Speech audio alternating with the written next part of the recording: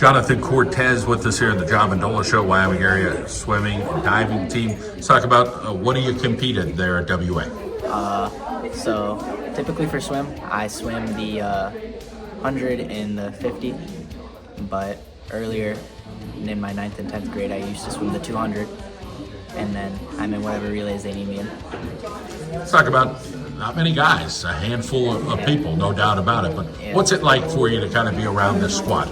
It's nice, I'm glad, because my freshman year, there's only enough of us just for a relay, so there's only 4 of us. Now, I mean, 6 isn't that much more, but it's still nicer to have more people on the team, and I like the team. They're nice people. Let's talk about being a student athlete at Wyoming area. What's that like for you? And, were you a swimmer always, or did somebody say, hey, come on, try swimming, let's do this? So, originally, my sister had done swim her 9th grade year, and she was like, you should do it, since I've liked swimming since I was a kid. I never did it like competitively or any sort of feeder program before that, but I figured I'd join it to be active, and I liked it, so I stuck with it. Let's talk about academics. Are there subject areas that you like? And, are you having a good time right now as a student athlete? It's not easy. You got to get up early and, you got to do your thing. Sometimes you got to stay up late to study. But talk a little bit about maybe some interests that you might have down the road. Yeah, for sure. So my personal favorite subject is math. Like, it's my one subject that I could go into, and I like it no matter what's happening in it. And I'm also taking a college class for English right now, but I think I'm probably going to try to go to the Navy rather than school.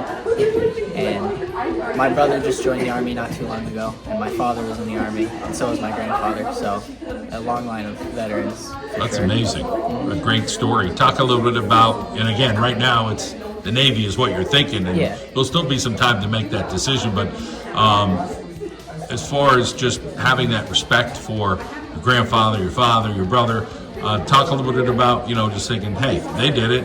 It's probably in my blood. I can do it. What interests you with the armed forces? Well, we had taken the ASVAB at school, and I did it. And the Navy had called me. And originally, before I even started thinking about any of the armed forces, I had been thinking about being an engineer of sorts.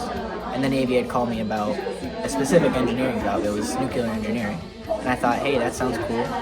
And I hadn't really thought of the armed forces before, but I figured, hey, most of my family's done it, and it's a pretty good route out of school.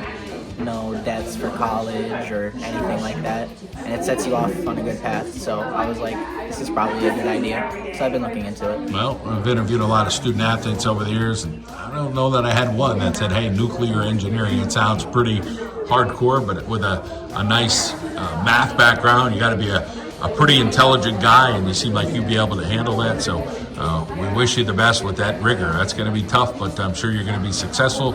You keep up the good work there in the pool at Wyoming area as well. Thank you.